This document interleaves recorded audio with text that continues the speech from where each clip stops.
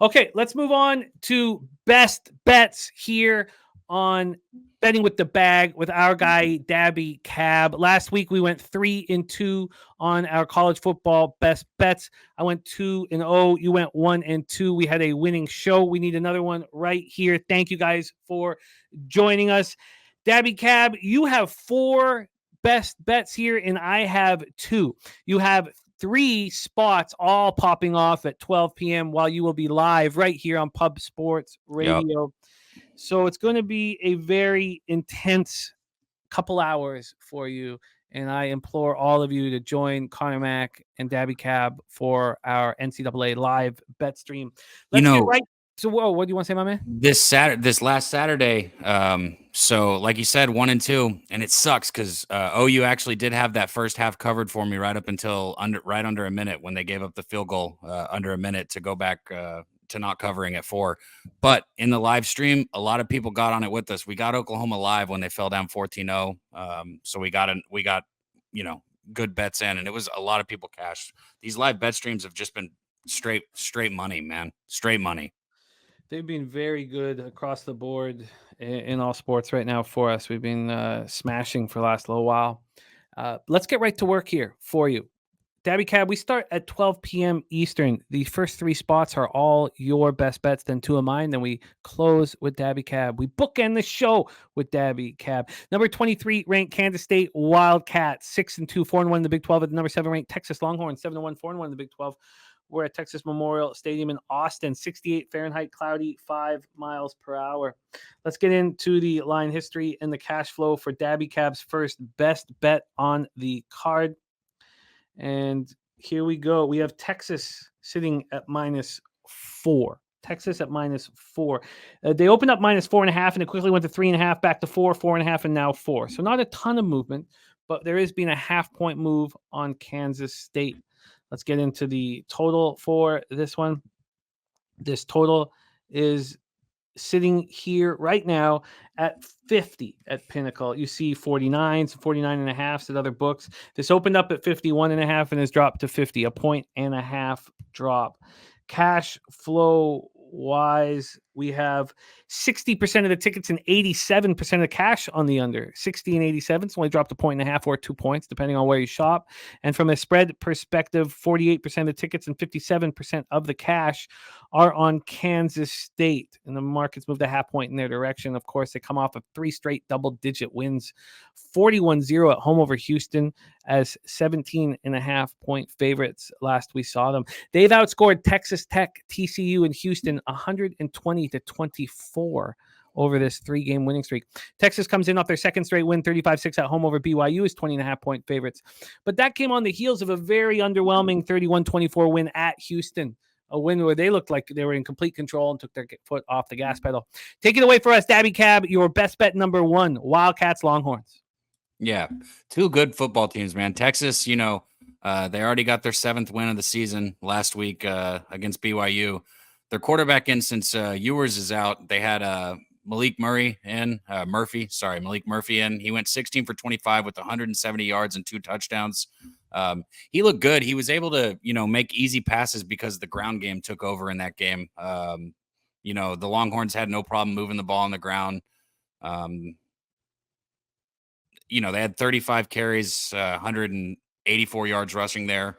BYU also committed 3 turnovers. So I know that, adds into where the score was there. But, Texas on the season putting up 35.5 points per game. That's 23rd in college football, averaging 454.1 yards per game, 21st in college football, even with their backup in. I think Texas is a better team than Kansas State here. Especially you got Texas sitting here at home. At 4.5 or 5, I understand maybe wanting to get on Kansas State where it has to be by a touchdown here. But at 4, I'm all over Texas. I think they could win by a touchdown. And I think at 4, worst case scenario, I get a push. I'm going with Texas full game in this spot. Let's lock you in with Texas full game here. We got your... Dude, I thought I saw 3.5 somewhere, and I did not. This is 4s across the board. minus 108 at Heritage, minus 106 at Pinnacle. So Daby Cab is in. Texas -4 at minus 106. Best bet number 2 for Daby Cab. Texas A&M Aggies 5-3, 3-2 in the SEC. At the number 10 ranked Ole Miss Rebels 7-1, 4-1 in the SEC. We're in Oxford, Mississippi. 63 Fahrenheit, sunny 5-mile-per-hour winds. And this is our live bet stream. So Daby Cab coming to the show with pregame action here. Let's discuss the line history for Aggies Rebels. This line is at a 3 right now. Ole Miss -3. They opened up -3.5, got up to 4, and then dropped from 3.5 to 3. And this move, they've been at 3 now since Monday. So since it moved to 3, this was a line that Pinnacle and the other books were comfortable with, and it has just sat there. We see 3s right across the board here for this one. Let's get into the total for this spot here. Here we go. Sorry about that. We have this total sitting at 53.5. It opened at 53.5. We've had a 2-cent move to the over. So no movement on the over and no movement since Monday's move to 3. Let's take a look at the cash flow then for this one. You have 73% of the tickets on Ole Miss, a very public spot, only 40% of the cash, and a 1.5 move or a point move, depending on where you shop, towards the Aggies. We get to the total in this one. You have 51% of the tickets and 65% of the cash on the under. 51% of the tickets, no movement on it. Texas A&M snapped their 2-game losing streak with a 30-17 win at home over South Carolina as 17.5-point favorites. Ole Miss comes in off its 4th straight win, 33-7 at home over Vanderbilt as 24.5-point favorites. Best bet number 2 for Daby Cab. Take it away, Aggies Rebels. So this game, man, all year with this A&M team, a couple games, right? The Tennessee game, they were favored. The Alabama game, they were favored, and it's just like, it's shocking. And then you get just a 3-point spread here going against Ole Miss, on the road against Ole Miss. And you know what? This time I'm in. I'm buying in this time. This is the win A&M needs, okay? You look at their season this year compared to last year, and this is completely 2 different stories. Last year, they come in ranked number 6 in the nation. Everybody's expecting a ton out of them, and they completely fall flat on their fucking face. This year, I don't want to say nobody expected anything out of them. They still have expectations, right? But, not huge. But they're playing much better games against good teams. They're winning the games that they're supposed to, okay? Sitting at 5-3 right here. Now here's the game that they need. This is the game that they need. It's nobody circled Ole Miss preseason, but it's here now, and this is what A&M needs to make this season a real season for them. Actually, being able to move forward. And I understand anybody that's going with Jackson Dart and this Rebels team, they stretch the field. They put up a lot of points. They're exciting. But I think that their defense, as well as they've played, their defense has holes. And if A&M's able to put up any points at all, their defense is the real deal. I'm just going to say that right now. A&M's defense is the real deal. I think they're going to put a lot of pressure on Jackson Dart.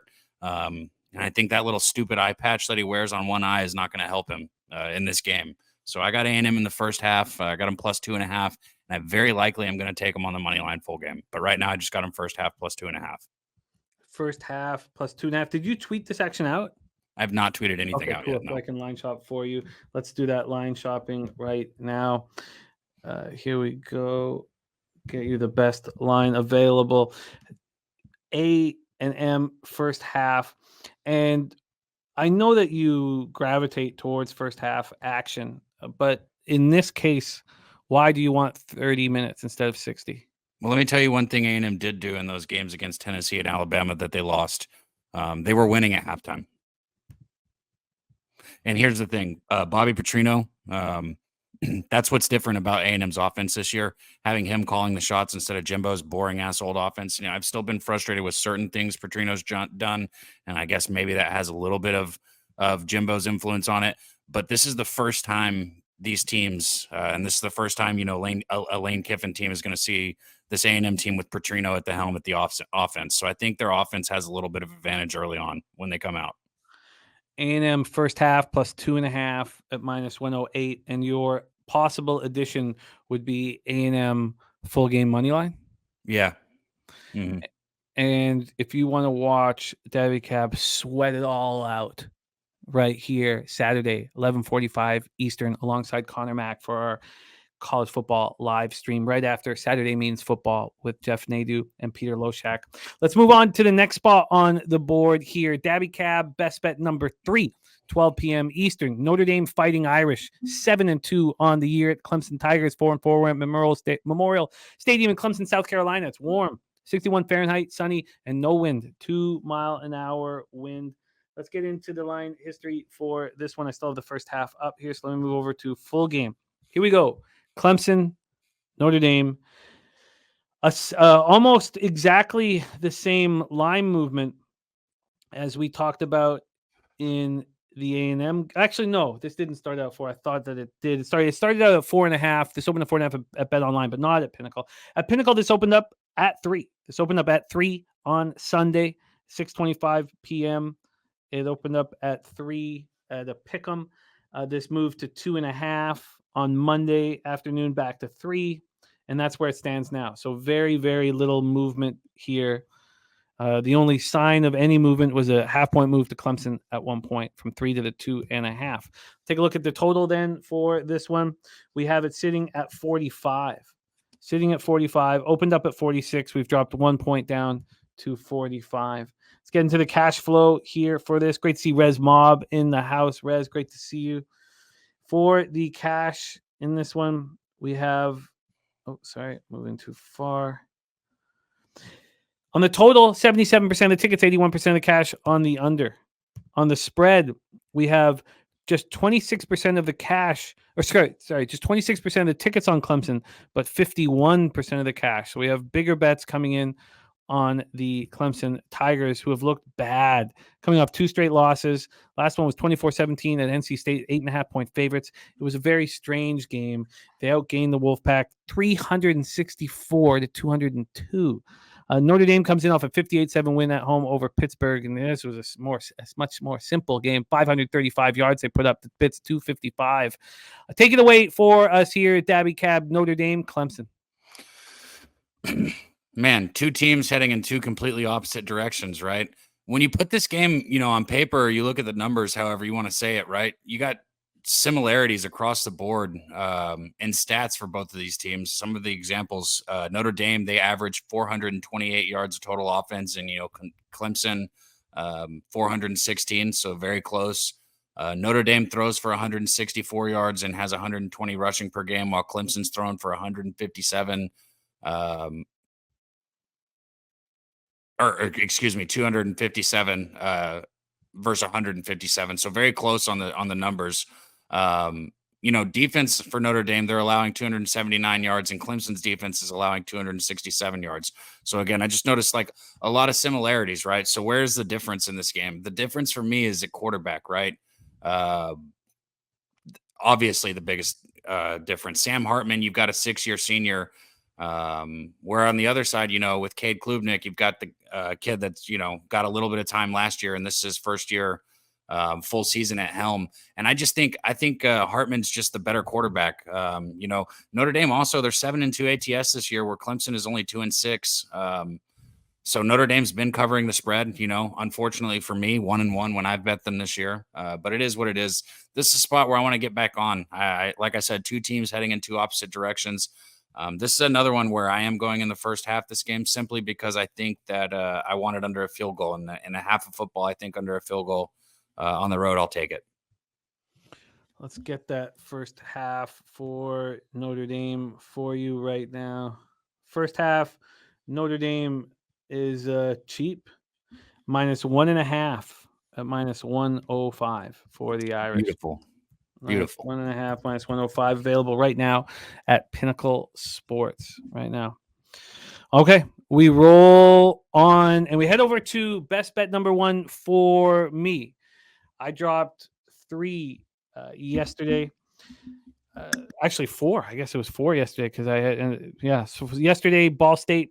Oh no, 3. Ball State was not part of the best bet, but cashed for us anyways. But Temple plus 6.5, UAB money line, Georgia State plus 5.5 on yesterday's best bets show.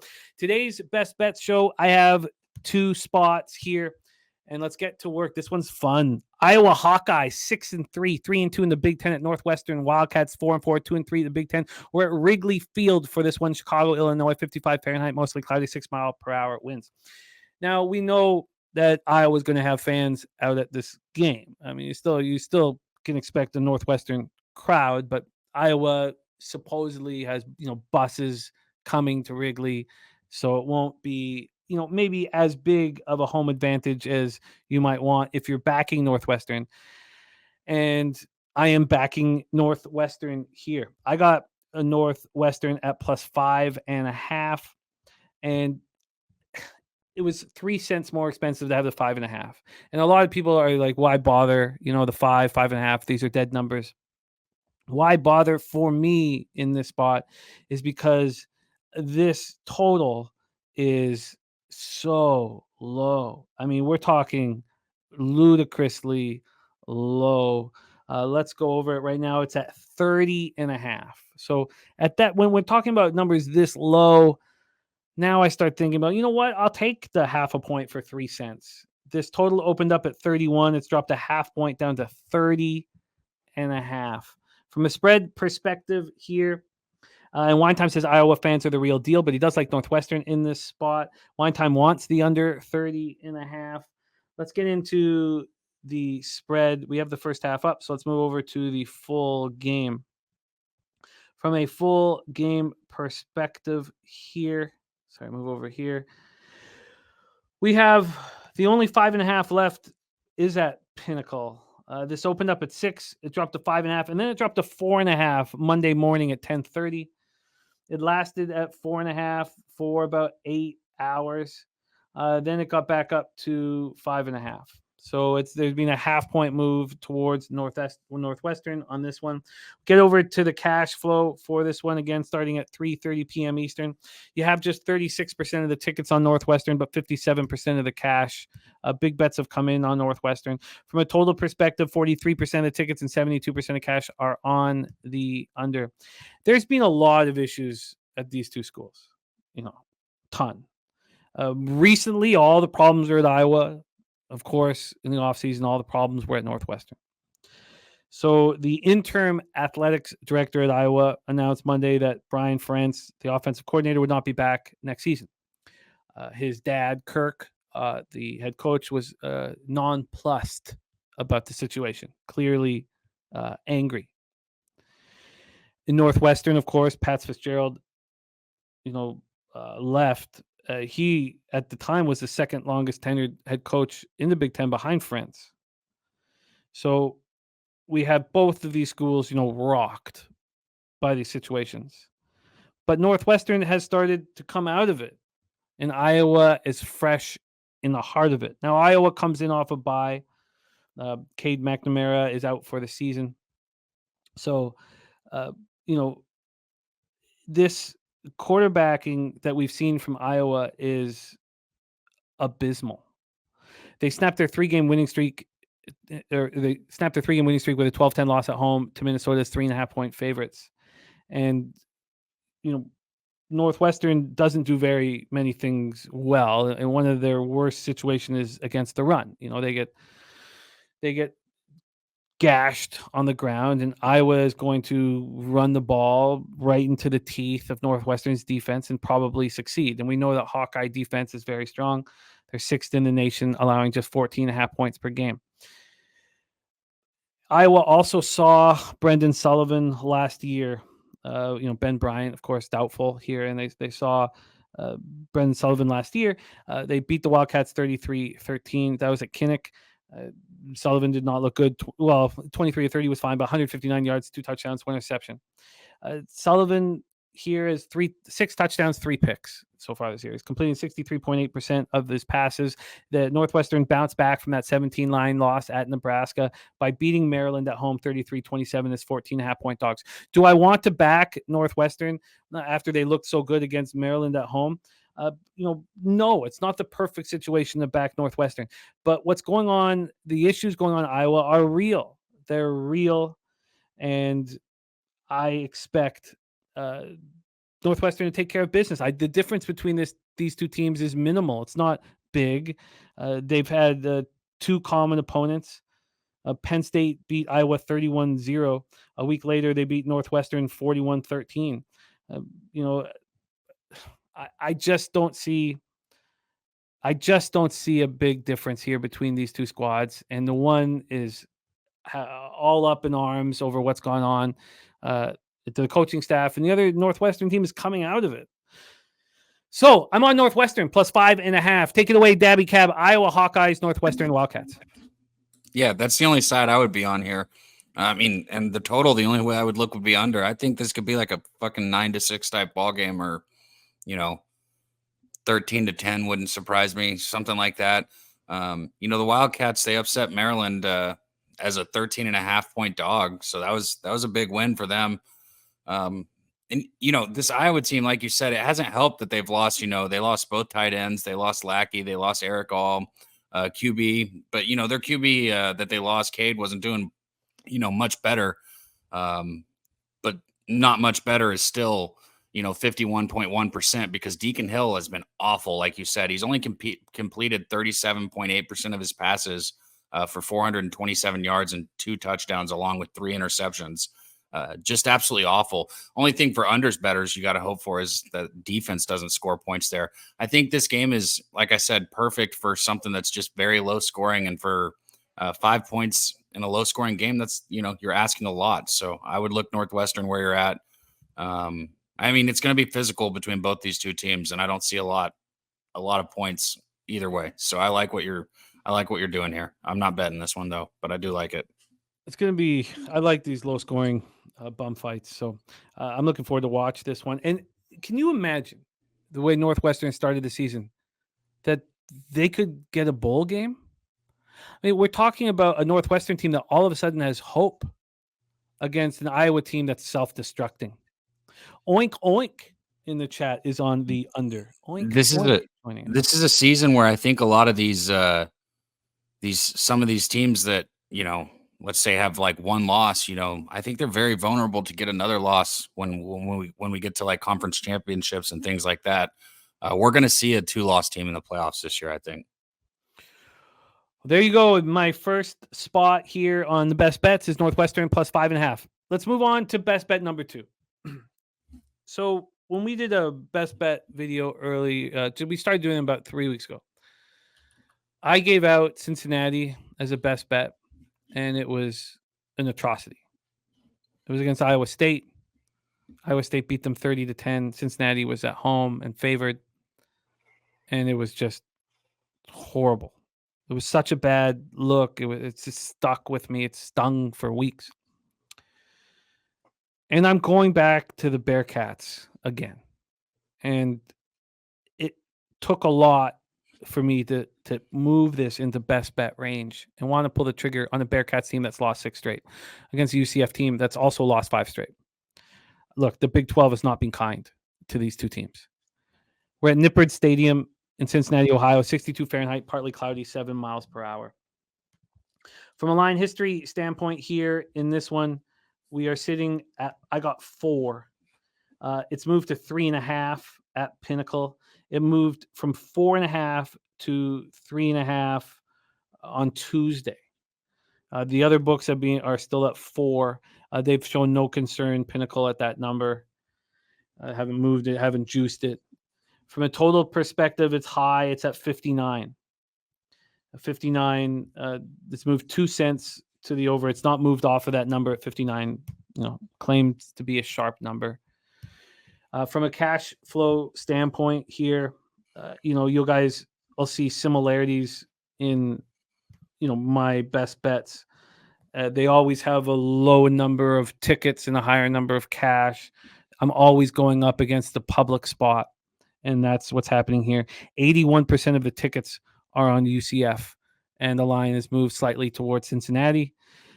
Also, 81% of the tickets are on UCF, and just 46% of the cash, because Cincinnati's lost people a lot of money, and I'm one of them. But we talk about, where is the angle? What is your angle? Where is the biggest edge? And in this game, there's a monstrous edge. And it's, you could say all you want about how Emory Jones has been awful this year with all these expectations. Brady Lechtenberg came in. He didn't look good either. Maybe he looked better than Emory Jones. Look, they're both not succeeding. But it's this rush attack for the Bearcats. They're 6th in the country running the football. And where do UCF struggle? On the ground. They can't defend the ground at all. They get destroyed on the ground. And Cincinnati is going to do that to them. They're both coming off lengthy losing streaks. UCF lost their 5th in a row, 41-28 at home to West Virginia as 6.5-point favorites. John Reese Plumlee, 274 yards, threw 3 interceptions. He's not very good, but it's this Black Knights defense. They allow 464 yards of total offense, 286 on the ground. So, yes, UCF is a very good offensive team, but they can't keep points off the board. 108th in the country in total defense. And against the run, they're 130th. Against the 6th best running team in the nation. So, yeah, Cincinnati's not very good. 6 straight losses, coming off 45-13 loss at Oklahoma State, 7.5-point dogs. But they're going to be able to control the clock, and they're going to be able to run the ball. And I bet them +4. The Bearcats, who Mortal Kombat finishing move pulled my heart out, beating and threw it on the ground. It ruined my whole day. I'm going back to the well. What do you think about this spot, Daby Cab, UCF Cincinnati? I promise you, and I promise anybody listening or anybody that tunes in for the first time, I would not just agree with you just to agree with you, especially on games that I'm not betting. I would tell you what I thought because I know that's what you need to hear. But you took the words out of my mouth when you talked about the rushing. I mean, both of these teams have potent rushing attacks, right? But the one difference is UCF has been atrocious at stopping the run this season. The Knights here, they're the 4th worst team in the nation at stopping the run. Just absolutely terrible. And this is a Bearcats team that's coming off a 277-yard rushing game, and they're ranked 6th in the nation at running the ball. UCF makes its living running the ball, but Cincinnati's defense is as bad as they've been. They haven't been dominant, right? They are good at stopping the run. They're ranked 42nd in the nation. So there's where the difference lies for me. Both these teams are going to want to run the ball, and I think one of them is going to be able to do it without question, and that's Cincinnati. All right. So there is best bet number 2 for me. We close the show with best bet number 4 from Daby Cab. Little night action for Daby after the blunts. He's going to need to get his heart rate down after the 12 p.m. slate. He gets back at it. It's going to be wild for you, dude. Yeah. He gets back at it at 7:30 p.m. because you're also these huge, high-profile games too. I go out to the shelter and watch the homeless fight when I bet football, but not you. You like shit, Jimmy. Usually it works out for me. I tell you right now. I know I haven't done the NFL with you on Sunday yet, but I'm up units in the NFL. I'm up in the NBA at the moment. MLB went great. I am not doing well in college football. So this weekend we get it right. And you held it down for our best bets last week. I'm gonna make sure I bring it this week. We're cashing out again. I love it. I love it. Let's talk about your final spot on the board, my man. Kentucky Wildcats 5-3, 2-3 in the SEC. Mississippi State Bulldogs 4-4, 1-4 in the SEC. Davis Wade Stadium in Starkville, Mississippi. 62 Fahrenheit, clear, 2 miles per hour. Perfect football weather. We get into the NBA card with It's Durrell right after this. Let's break this one down. Little night action. Mississippi State, Kentucky. We have this total sitting at 46. It opened at 46. No movement. None. From a side perspective, we have this sitting at, move over here, sorry, at 4.5. Kentucky 4.5-point favorites. They opened up as 3-point favorites. We've had a 1.5 move over to Kentucky. So let's see what's going on with the public action. Are they on Kentucky here? We have 88% of the tickets and 92% of the cash on Kentucky. So public on Kentucky, big bets on Kentucky. At least the markets moved 1.5. So at least you see movement in that, getting off that key number of 3 to 4.5. 50-50 on the total. That's why it hasn't moved. 53% of cash on the under. Sharp total number. Kentucky comes in off their 3rd straight loss, 33-27 at home to Tennessee is 3.5-point dogs, while Mississippi State had their modest 2-game winning streak snapped in a 27-13 loss at Auburn as 6.5-point dogs as well. Take it away for us here, Daby Cab. Final best bet: Wildcats, Bulldogs. I'm frustrated I wasn't on Auburn last week because I said it. Even as bad, that was a bum fight. I'm surprised you weren't on Auburn last week. Actually, now that I say that, Mississippi State couldn't hang with them. It was just flat out. The Bulldogs, they were held to 16 for 31 passing for 161 yards. They were only 2 for 12 on third down. And I said it when we capped the game, wherever we capped it, I think it was on the live show because it was a later game. Mississippi State just doesn't match up. Even though the SEC isn't as tough as it has been notoriously, they just do not match up on the front line on offense or defense. I know senior quarterback Will Rogers, he should be back here, but we watched one of these games live, C-Mac and I. We couldn't stop talking about how bad Rogers looked throwing the football. Maybe the injury break has helped him, but he's still questionable. Like, I don't know for sure if he's going to be back here. All this being said, this line might feel like bait, and it kind of does with the Wildcats here. But I don't care. I just think the line's wrong. I think they're the better team. Kentucky is 29th nationally against the run, and that is what, this isn't the same offense that we had last year,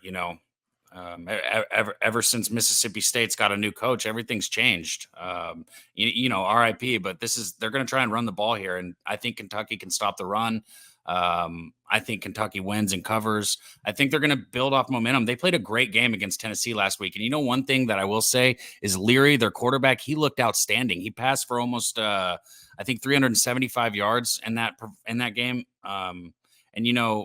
This Bulldogs defense is not great against stopping the pass. And Leary was the thing.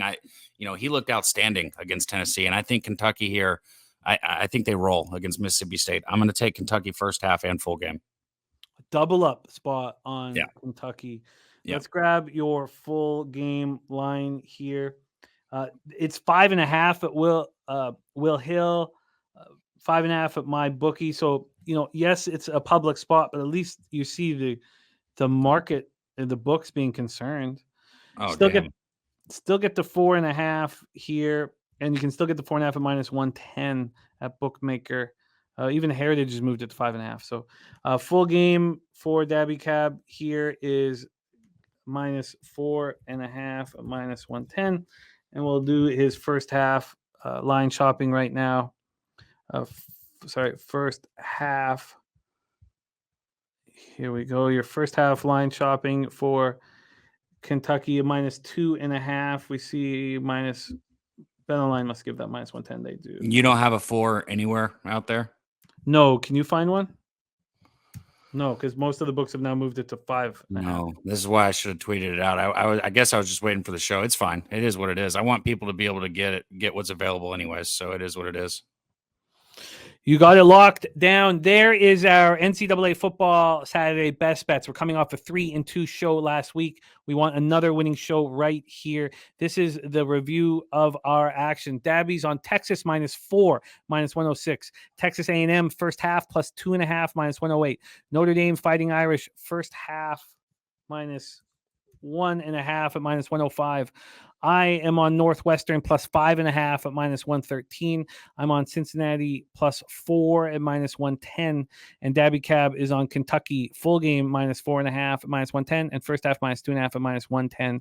And that is our action for today.